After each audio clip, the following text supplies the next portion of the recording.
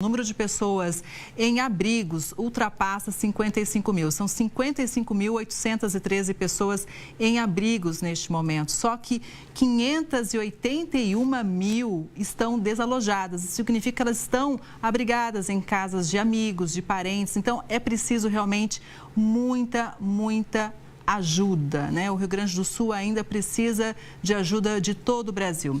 Inclusive, a chegada de um ciclone extratropical deve levar mais chuva e ventos fortes ao estado a partir de hoje. E como esse cenário impacta um estado tão castigado pelas chuvas, a gente vai saber agora mais detalhes dessa previsão do tempo. Para quem chega aqui com conexão com a gente, é o pesquisador e meteorologista do CEMADEM, o Giovanni Dolife. Giovanni, a gente sempre espera receber notícias do Rio Grande do Sul, tipo, olha, não vai chover mais, mas infelizmente ainda não é esse cenário, né? Boa tarde. Oi, Kelly, boa tarde. A gente está com esse processo de formação de um novo ciclone ali no Rio Grande do Sul e é ele que já está causando a chuva hoje. Nas últimas 24 horas a gente tem por ali chuvas entre 10 e 20 milímetros.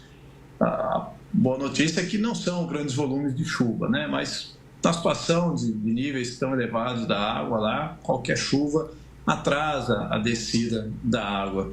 E além da chuva, o vento, como você bem falou, né? Quando tem a formação de um ciclone, esse vento tende a vir de sul, o que empilha a água ali no Guaíba, né? Dificulta o escoamento da água, dificulta a descida da água. Por isso que a previsão, como a gente viu o Fernando falando aí agora há pouco, é de que a gente tenha uma estabilidade, né? Quer dizer, o ritmo de descida seja lento ao longo dos próximos dias. Ô Giovanni, o que a gente pode dizer em relação às temperaturas, né? A gente sabe que também, além das chuvas, os moradores do Rio Grande do Sul têm enfrentado bastante frio. Essa é uma época em que as temperaturas costumam ser bem baixas por lá. Algumas semanas atrás a gente teve até 33 graus, né? Muito calor. Aquilo era bem atípico, bem excepcional e estava relacionado com todo esse desequilíbrio, né, na atmosfera e aquele excesso de chuva. Agora as temperaturas estão mais próximas do normal, está frio e com esse ciclone, esse vento de sul, ele derruba novamente as temperaturas. Então vamos ter temperaturas baixas nos próximos dias. Vamos subir um pouquinho, vamos falar um pouquinho da região sudeste, porque também teve uma baixa na temperatura no fim de semana. A gente pode dizer que, então, aquele paredão que lá atrás, né, travava toda a frente fria e chuva no sul, desapareceu. O que está acontecendo agora mais para a região sudeste, Giovanni? Perfeito, Kelly. Tem essa relação, né, entre chuvas no sul, chuvas no sudeste, temperaturas no sul e no sudeste.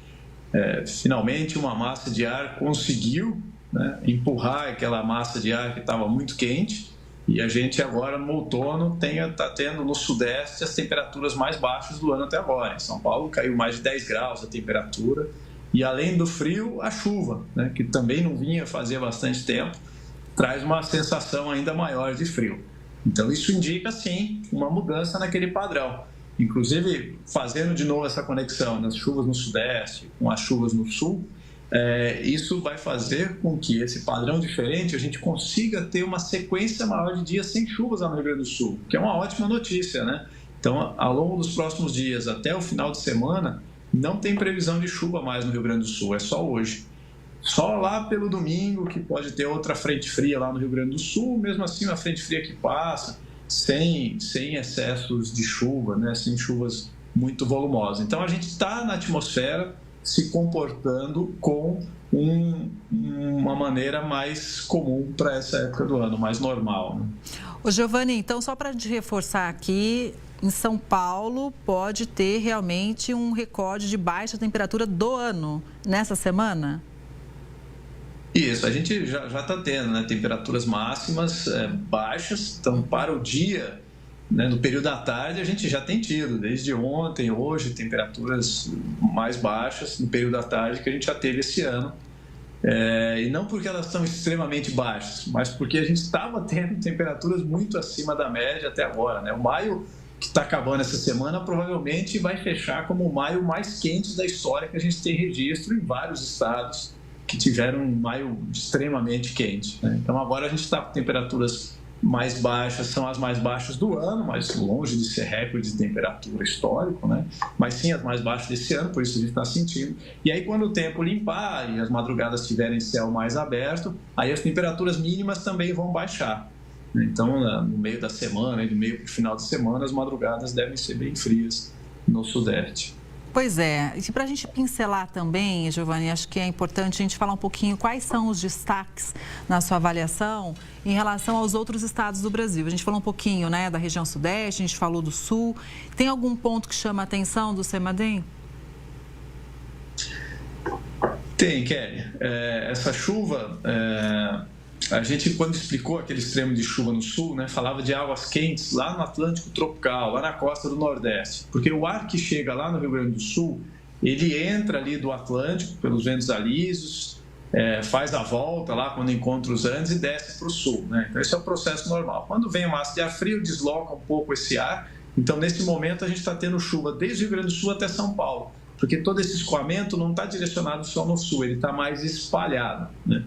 Agora, quando esse ar ele entra lá pelo Nordeste, pelo Norte, ele está também com bastante umidade, então ali ele também causa chuva. Por isso a gente tem tido períodos de chuva no Nordeste, não só por causa da água quente. A água quente aumenta isso, mas é a época do ano em que chove no Nordeste. É essa época, maio, junho, julho, né, desde abril. Então a gente tem tido alguns eventos de chuva mais forte lá no Nordeste. Não extrema, né? Mas localmente algum alerta ou outro o CEMADEM tem enviado, região de Salvador, Sergipe, Alagoas, às vezes em Recife, aquela costa leste ali do Nordeste. E mais para o norte, também no Amapá, a gente estava hoje de manhã com um alerta vigente por causa de excessos de chuva, tá? E ali na região do Amazonas, também lá em Manaus, tem tido algumas pancadas de chuva mais forte, não estava com alerta ainda, mas é uma área que também tem recebido mais chuva. Então, essa época do ano, o normal é no meio do Brasil ficar seco, né? E chove em volta, né? Nas bordas, ali na costa nordeste, extremo norte e no extremo sul. De qualquer forma, né, Giovani, com essas mudanças climáticas, cada vez mais a gente tem que acompanhar os alertas, né?